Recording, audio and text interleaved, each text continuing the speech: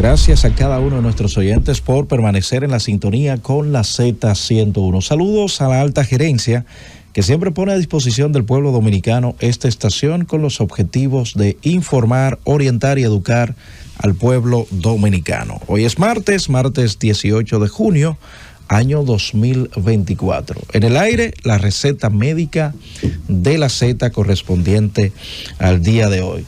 Saludos a nuestro queridísimo doctor Víctor Calderón. Muchísimas gracias, Roberto. Muy buenos días a todos nuestros queridos radioescuchas. Sean ustedes, mis queridos compañeros de cabina, doctor Rafael Cisnero, mi querido licenciado Roberto Díaz, nuestro invitado de honor que ya está aquí con nosotros.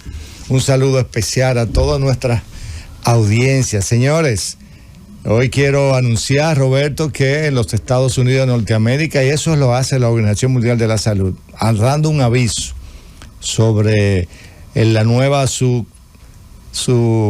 variante, ¿verdad?, del Omicron que se está desarrollando y creciendo de una manera rápida. Es el caso de la XBB 1.6. La semana pasada infectó una gran cantidad, sobrepasa el 10% de la población infectada viralmente, fue por parte de esta subvariante del Omicron del coronavirus, ¿verdad?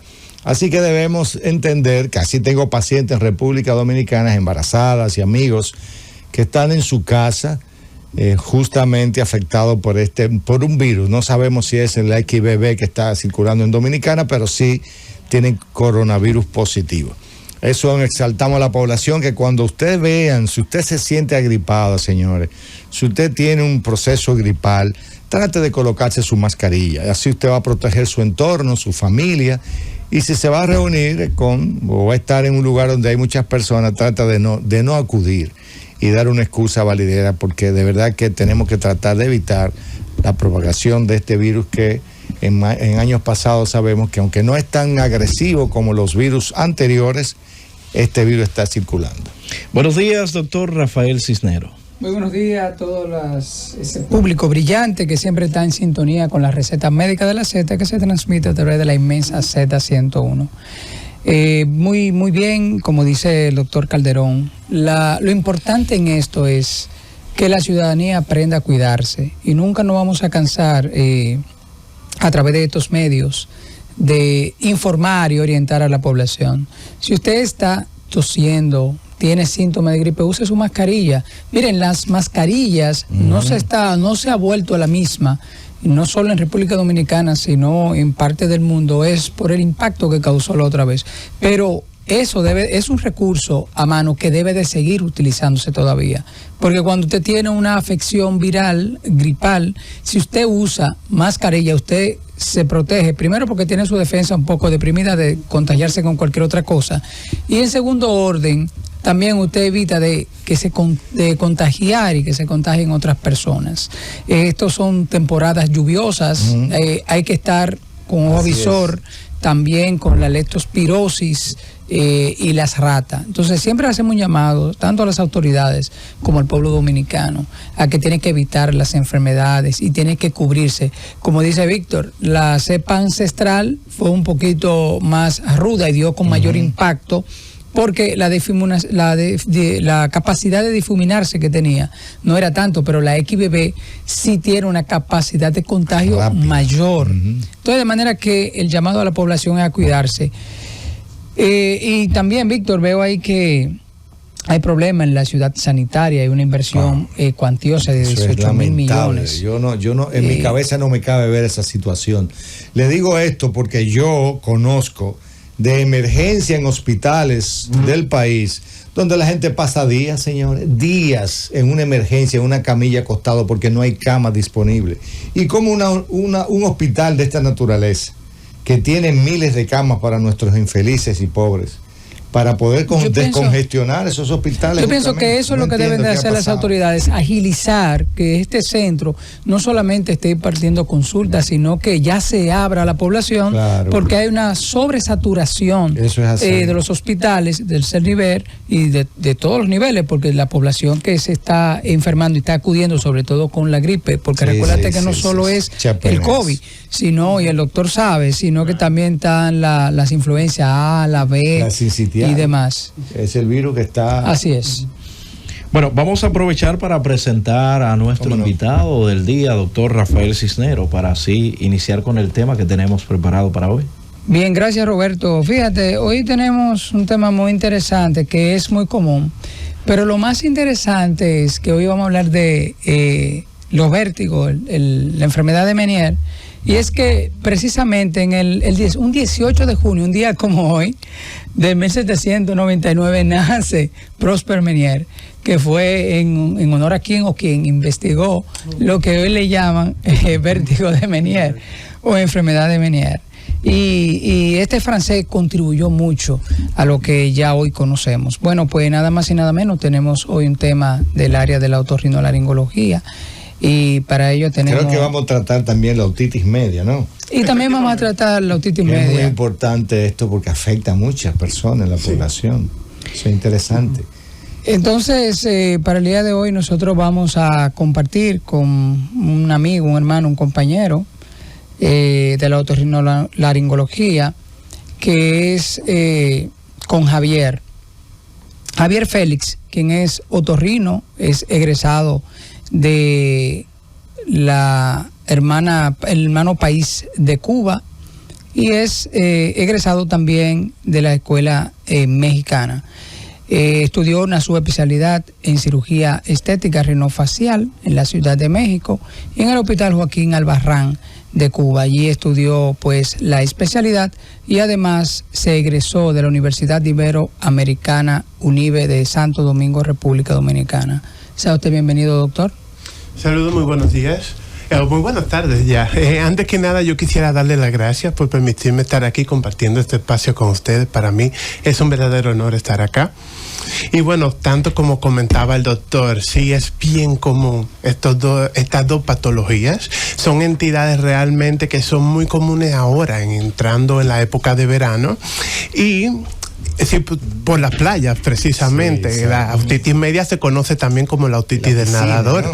¿No? La piscina, las playas, todo lo que incluya un episodio de inmersión. Como vamos a tratar dos temas, vamos a comenzar a decirle al público, ya que usted inició por la otitis media, ¿qué es una otitis media? ¿Cómo para que el público lo pueda digerir? Sí, mira, yo entiendo que la forma más fácil de explicar lo que es una otitis, ya cualquier tipo de otitis, es primero explicando una pequeñita reseña anatómica, porque el oído es un aparato bien complejo. Entonces, para su estudio se ha facilitado dividirlo en tres.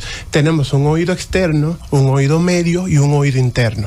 La otitis media reciben este nombre porque ya es una infección, un acúmulo de secreciones o una inflamación dentro de lo que es el oído medio. Cuando hablamos del oído medio, estamos ya detrás de lo que es la membrana timpánica, en lo que es la caja timpánica propiamente dicha, que es una porción del oído que está recubierta por la membrana timpánica anteriormente y 5 caras más, porque es una unidad cúbica, por eso recibe el nombre de caja, que están rodeadas por hueso y por mucosa. Entonces, como ustedes se pueden imaginar, este es un área que está bien protegida por el cuerpo. Entonces, ¿cómo llegan las infecciones acá? Y es que esta caja puede manejar presiones debido a que tiene un conducto que lo comunica íntimamente con la nariz, que es la trompa de Eustaquio, que desemboca justo al final de la fosa nasal en una estructura que se llaman rodetes tubáricos.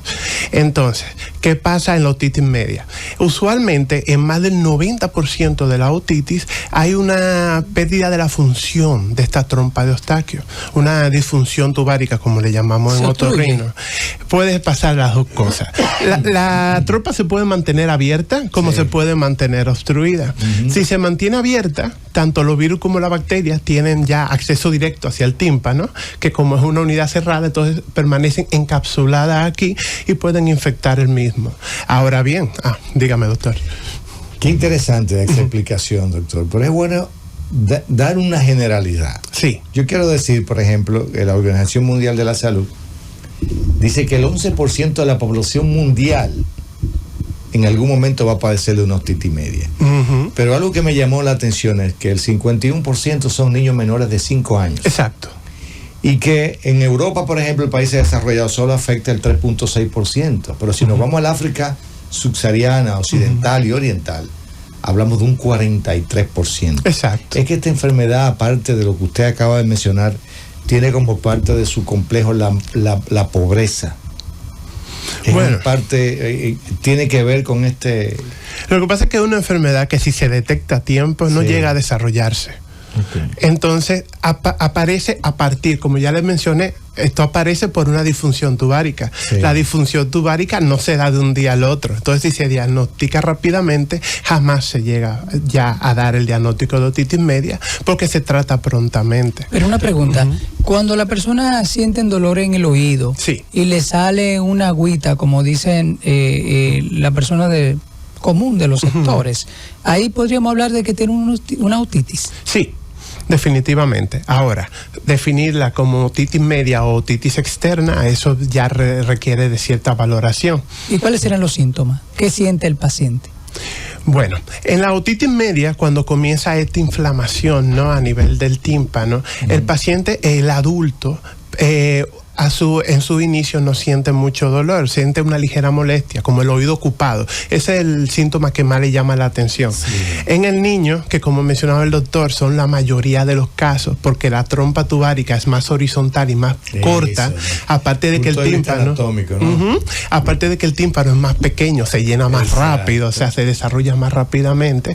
Y también los niños tienden a tener ciertas malformaciones, muchas veces como el paladar hendido, como síndrome de Down, todas esas patologías que ya vienen de nacimiento que contribuyen, ¿no? Es importante. Claro, y también tenemos que mencionar las adenoides, por Dios. Claro, que, que eso básicamente le da una puerta directa a que la trompa se paralice. ¿Y qué significa eso, adenoide? Que el pueblo a veces ni sabe. Que yo tengo adenoide. ¿Qué tan grave puede ser esto de la otitis media, doctor? Mira, esa es una pregunta sumamente interesante. La otitis media es una enfermedad relativamente sencilla dentro de otorrinolaringología, pero sus complicaciones pueden ser letales. Porque recuerden que estamos hablando del tímpano que está al lado del cerebro, o sea, estamos hablando ya de cavidades del cráneo.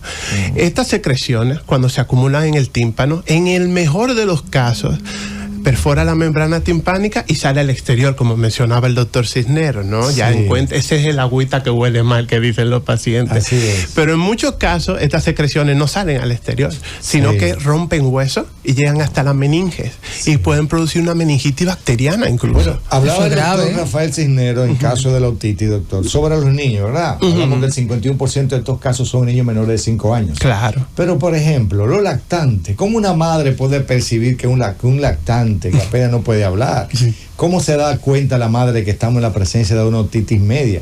¿Y tiene que ver la lactancia como factor coayudante a evitar la otitis? Claro que sí, claro que sí. Recordemos que la lactancia es uno de los métodos más abundantes que hay para desarrollar defensas en un lactante. Es algo que es fundamental dentro de lo que es el desarrollo humano. Ya estas defensas ayudan mucho a prevenir la otitis. Los niños que se alimentan con fórmulas tienen más de 3 veces posibilidades de desarrollar una otitis media. Atención, oye, repítame eso, doctor, que eso es muy importante. El niño que se alimente con fórmula, usted dice que tiene 3 veces más probabilidad de agarrar una otitis media, independientemente. que aquel que se alimente del pecho materno. Exactamente. Ay, Eso es por el asunto de la transferencia de inmunidad de la madre. Sí, Claro. Okay. Está. Doctor, ¿y cuáles serían la solución sobre esta patología para el público que nos escucha? ¿Cómo evita? Porque yo veo que a veces introducen una llave por los oídos y cosas, instrumentos. Eso favorece. Plumita. Sí.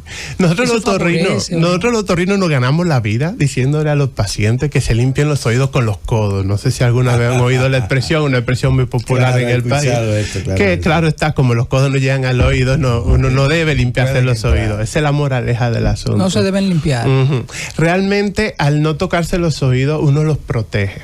El cerumen está ahí. Claro. Nada en el cuerpo humano es un desperdicio. Todo está ahí generando una función. Está creado para... Exactamente. Entonces es bueno dejarlo tranquilo. Porque manipulándose el oído externo, que es lo que uno ve y uno toca, Así puede es. perforarse la membrana timpánica. Y esto puede ser una causa de otitis media. Es más raro, pero pueden entrar directamente por el conducto Claro, auditivo, por la manipulación excesiva.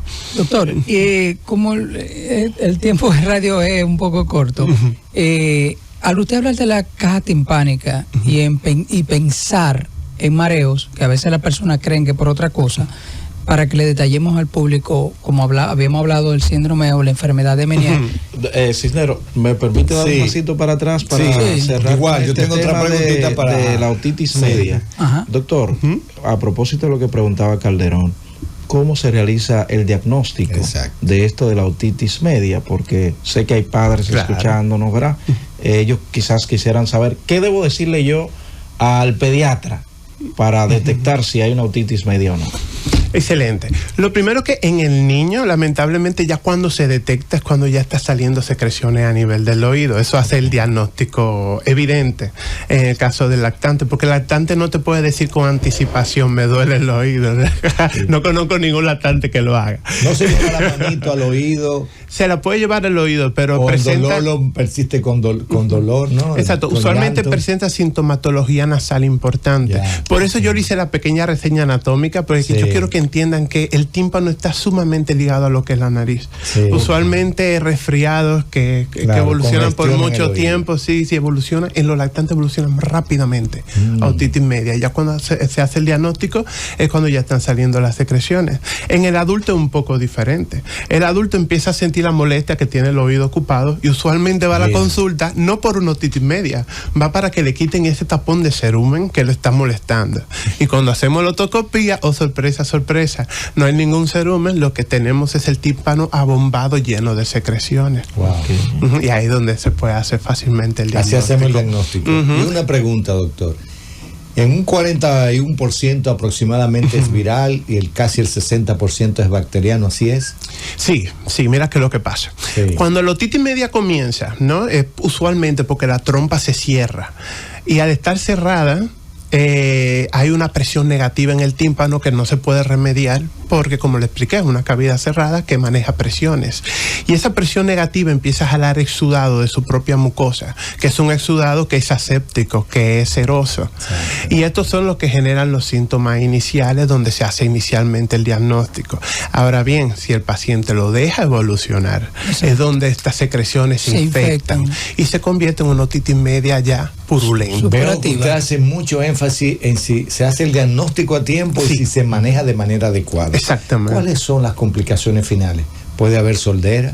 ¿Puede haber complicaciones con el mismo síndrome de Meniere que vamos a tratar? Exactamente, claro, está en el tímpano, no les mencioné, están los huesecillos del oído.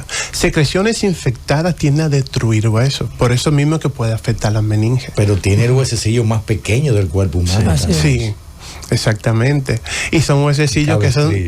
vale la pena mencionar que son sumamente delicados. Son muy delicados.